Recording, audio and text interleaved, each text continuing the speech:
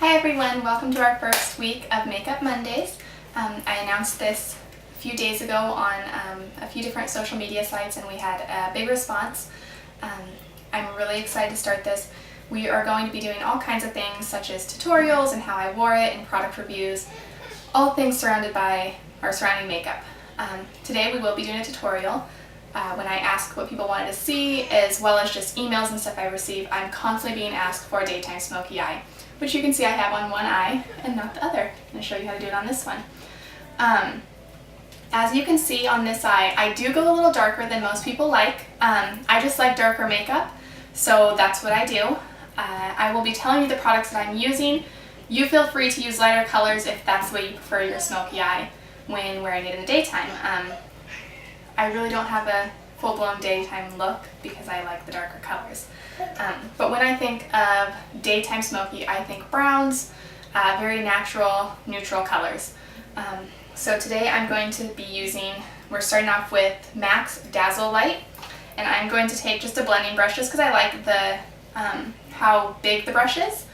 And we're going to take that and cover the entire eye all the way up to your brows. I just cover it completely with that. Sorry, my phone is buzzing at me. I'm getting text messages as we're doing this. Probably should turn that off. Okay, so that was our first color. Like I said, cover the entire eye. The next thing I do is I take a base shadow brush. This is a Real Techniques brush. I really like their brushes. I might do a review on those soon, but yes, that's what I'm using. I'm using this color here. This is Woodwinked by MAC. Sorry, it's kind of awkward to lift the whole palette up to show you, but that's the only place I have it. I'm going to take this brush with the color, and I'm going to cover the entire eyelid. I like to then take it and go up onto the brow bone. This will help me to not have to do a bunch of blending after the fact. It just gives me that lighter color already up there. So I'm not getting too high on the inner corner. Just once you hit like mid-eye, about here is when I take it up to the brow bone. And always bring it back into the tip of the eye. So we're done with that step. Next, I'm going to take a deluxe crease brush, which I love this because I don't have to sit and try to get the right angle on my crease. It just goes there for me. The darker color I'm using today is Embark. It's also by MAC. This is a matte shadow, so there's no shimmer to it, and I kind of like that with the smoky look, is to not have super shimmery, especially when my bottom color is really shimmery. That Woodwinked has a lot of shimmer to it. I'm going to blow that off just so I don't have it all over my face.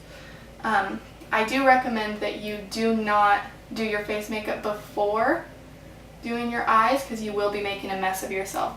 So all I did with that is just took it all around the crease from tip to tip to just get a little bit of that color all the way in. I then take it one more time of swishing it around in the eyeshadow just to get it a little darker in the corner. And I'm just going to take the outer corner of the eye and bring that to a tip about to where my eyebrow ends, and then bring it back in. Once I have a little bit of a cornered edge there, I just take the brush in kind of circular motion just to fill in the entire outer corner of your eye, and I dip it a lot because, like I said, I like the darker colors. So once I have that, I then just take it and go right back down the entire crease to help blend that all together. You don't want any like choppy edges or anything like that. And as you can see, because I already took that, sorry, I need to wipe here. See, that's why it pays off not to do your makeup ahead, or your face makeup ahead of time. As you can see, because I brought the color all the way up, I don't need to do a lot of blending. It's already done for me. So now that the eyeshadow is all on, I just take a liquid liner. I prefer liquid because it just goes on smoother. And I just use CoverGirl. A lot of my makeup, other than my eyeshadows, is really inexpensive. Brushes and everything inexpensive. It's stuff that you can actually afford to have at home when you don't do your makeup all the time. I find that helpful. So I'm just going to take this. I'm going to start thin all the way across. Make sure to go as close to your lashes as possible so that you don't have any gaps.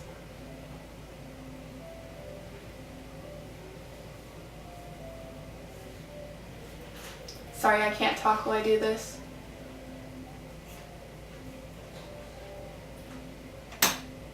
So once I've gone all the way across, I just start about mid-eye and gradually get thicker to give it a more dramatic look.